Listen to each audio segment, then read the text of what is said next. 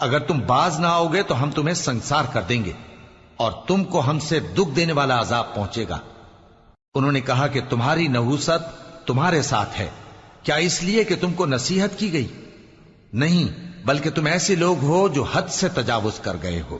اور شہر کے پرلے کنارے سے ایک آدمی دوڑتا ہوا آیا، کہنے لگا کہ اے میری قوم، پیغمبروں کے پیچھے چلو، ایسوں کے جو تم سے صلہ نہیں مانگتے اور وہ سیدھے رستے پر ہیں۔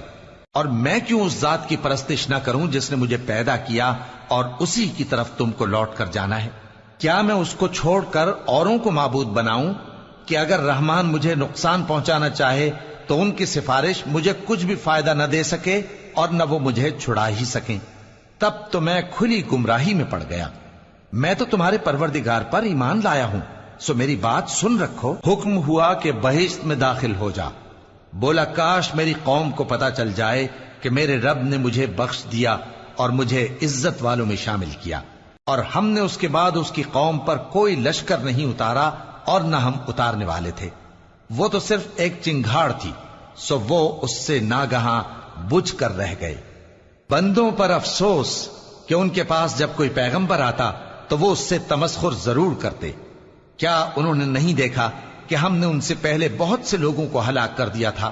اب وہ ان کی طرف لوٹ کر نہیں آئیں گے اور سب کے سب ہمارے روبرو حاضر کیے جائیں گے۔ اور ایک نشانی ان کے لیے زمین مردہ ہے کہ ہم نے اس کو زندہ کیا اور اس میں سے اناج اگایا، پھر یہ اس میں سے کھاتے ہیں، اور اس میں کھجوروں اور انگوروں کے باغ پیدا کیے اور اس میں چشمے جاری کر دیے تاکہ یہ ان باغوں کے پھل کھائیں، اور ان کے ہاتھوں نے تو ان کو نہیں بنایا، تو پھر کیا یہ شکر نہیں کرتے؟ وہ ذات پاک ہے جس نے زمین کی نباتات کے اور خود ان کے اور جن چیزوں کی ان کو خبر نہیں سب کے جوڑے بنائے۔ اور ایک نشانی ان کے لیے رات ہے کہ اس پر سے ہم دن کو کھینچ لیتے ہیں تو اسی وقت ان پر اندھیرا چھا جاتا ہے، اور سورج اپنے مقرر رستے پر چلتا رہتا ہے۔ یہ اس غالب و دانا کا مقرر کیا ہوا اندازہ ہے۔ اور چاند کی بھی ہم نے منزلیں مقرر کر دیں، یہاں تک کہ گھٹتے گھٹتے کھجور کی پرانی شاخ کی طرح ہو جاتا ہے۔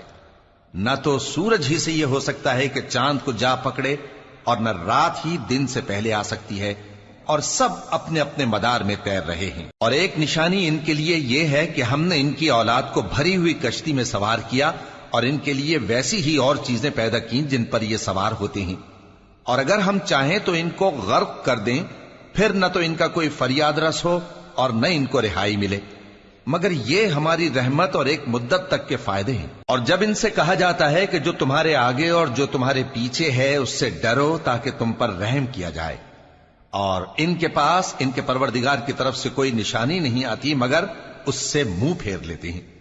اور جب ان سے کہا جاتا ہے کہ جو رزق اللہ نے تم کو دیا ہے اس میں سے خرچ کرو، تو کافر مومنوں کے متعلق کہتے ہیں کہ بھلا ہم ان لوگوں کو کھانا کھلائیں جن کو اگر اللہ چاہتا تو خود کھلا دیتا، تم تو کھلی گمراہی میں ہو۔ اور کہتے ہیں اگر تم سچ کہتے ہو تو بتاؤ یہ وعدہ کب پورا ہوگا؟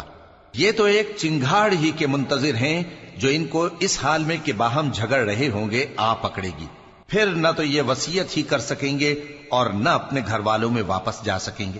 اور جس وقت سور پھونکا جائے گا یہ قبروں سے نکل کر اپنے پروردگار کی طرف دوڑ پڑیں گے، کہیں گے ہائے بربادی، ہمیں ہماری خوابگاہوں سے کس نے جگہ اٹھایا۔ یہ وہی تو ہے جس کا رحمان نے وعدہ کیا تھا اور پیغمبروں نے سچ کہا تھا۔ وہ تو صرف ایک زور کی آواز ہوگی کہ سب کے سب ہمارے روبرو آ حاضر ہوں گے، پھر اس روز کسی شخص پر کچھ بھی ظلم نہیں کیا جائے گا، اور تم کو بدلہ ویسا ہی ملے گا جیسے تم کام کرتے تھے۔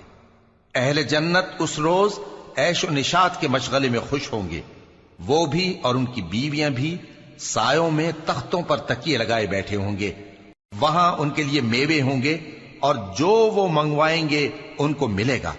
ان کو پروردگار مہربان کی طرف سے سلام کہا جائے گا، اور وہ فرمائے گا کہ گناہ گارو تم آج الگ ہو جاؤ۔ اے آدم کی اولاد، کیا میں نے تم سے کہہ نہیں دیا تھا کہ شیطان کو نہ پوجنا، وہ تمہارا کھلا دشمن ہے، اور یہ کہ میری ہی عبادت کرنا یہی سیدھا رستہ ہے، اور اس نے تم میں سے بہت سی خلقت کو گمراہ کر دیا تھا، تو کیا تم سمجھتے نہیں تھے؟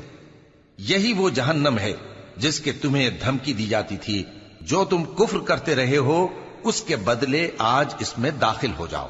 آج ہم ان کے منہوں پر مہر لگا دیں گے